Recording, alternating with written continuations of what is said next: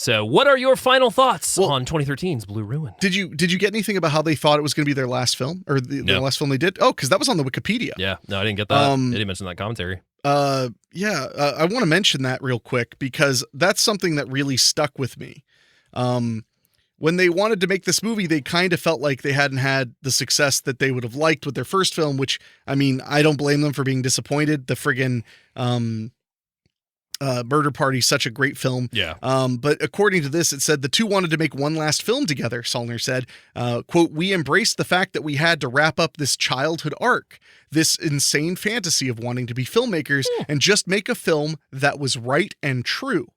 The concept of a revenge story appealed to Sollner, who said it was, quote, "just about grounding the film in a very mundane scenario that needed so little exposition."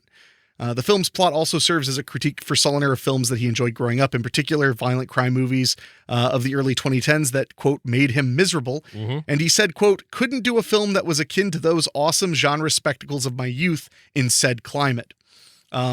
So they thought that this might be their last.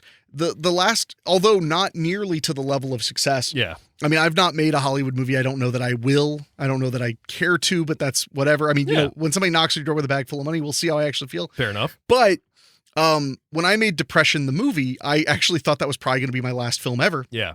And so I was like, so I'm just going to make whatever I want. And it was the first film I made that was substantially financially successful, which made no sense compared to the rest of the prior of my entire career.